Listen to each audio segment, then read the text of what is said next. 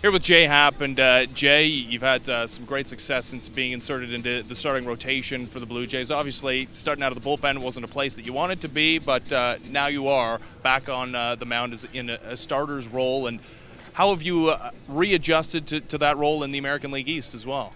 Well, I'm definitely glad to get back in the rotation and get back in the comfort zone I'm used to. But, you know, whatever my role is, I was going to try to help the team. But, you know, it's nice to be back in the starter's role and, you know, get back to doing what I do. Jay, I got to talk about the number of strikeouts you've put up as a starter, and you really tend to rack them up quite a bit. And you're not a guy that throws in the high 90s either. You're mid to low 90s guy, but you're able to strike guys out with the high fastball. You don't see that very much in the major leagues, guys, without the high 90s stuff thrown up in the zone and throwing it past batters. How are you able to do that? I don't look too much into it. You know, I try to keep guys off balance, as all pitchers do, and you know, when I do that, sometimes, you know, I can get a strikeout here or there, but you know, just trying to mix all my pitches in and keep them off balance, and you know, fortunately so far I've been able to do that. In watching you work and getting used to the kind of pitcher you are, it's interesting because talking about the strikeouts and talking about the way you do things, you work kind of vertically in the strike zone, and we don't see a lot of guys do that. It seems like, and we're used to Brett Cecil and Aaron Laffey and those kind of lefties who kind of work in and out and try to pick their spots on the corners. You can work up and down successfully, and that's just, it seems really interesting to us. Yeah, well, you know, I'm trying to go in and out also, you know, as well as up and down. You try to give them all four quadrants if you can and try to change their eye level a little bit, you know, and just trying to be aggressive in the strike zone. What's the difference between the Jay Happ who pitched for the Phillies as a rookie, the couple of years in Houston, and the guy we've seen here throw 5 out of 6 incredible starts? Hopefully not too much. You know, confidence goes a long way in this game.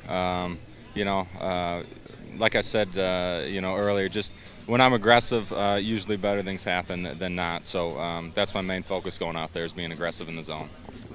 Jay, a lot of people like to make a big deal about changing leagues, going from the National League to the American League, the DH, not having to face the pitcher once every 9 batters. But, I mean, you've made the transition and your numbers are much better in the American League as a starter. I mean, do people make too much of a big deal about that, switching leagues? I mean, there's definitely a difference. You know, there's deeper lineups without the pitcher in there. But to be honest, you try not to think about it too much. You go out there and you focus on the guy in the batter's box, and you know, you go on to the next one, hopefully, once that guy's done. So, you know, try not to think about it. Sometimes it can be more of a mental thing. But, you know, the lineups, you know, it's. I think people talk about that for a reason. They are deeper. I can't think of your hitting stats off the top of my head, but do you miss stepping into the batter's box? I'm imagining you don't. I didn't mind it. I like that part of the game, you know. But, you know, it's nice, too, to kind of get in the dugout and just focus on the next guy you're going up against. So, you know, either way, I like playing baseball, so whatever way it happens. And you weren't going to hit next year if you stay with Houston anyway, so you got that. I got to ask you, you came here as part of an emergency airlift trade where the Blue Jays just were so desperate for major league pitching, and you came and Brandon Lyon came and really helped out and stabilized things. You haven't seen the real Blue Jays since you got here. Everyone's been dropping like flies. Guys are slowly coming back, and you lived through the 9-19 August, and we're sitting here in September where the Jays have been outscored 30-8 in 4 games and they're 0-4. How excited are you about seeing some of the guys come back and getting to spring training next year and seeing what this team was before you got here? I'm real excited. You know, I've heard a lot of great things. I've seen great things. You know, being on another team, you still notice what's going on around the league. So you know what the team is capable of doing. At the same time, we still have a whole month to go. So we're going to try to finish strong and see what we got going here. Is there an incentive in there? Your game back of the Red Sox right now. To not is it important to not finish in last place? Does that make a difference? If you're out, you're out. But is it important? You know, it's never good to finish last.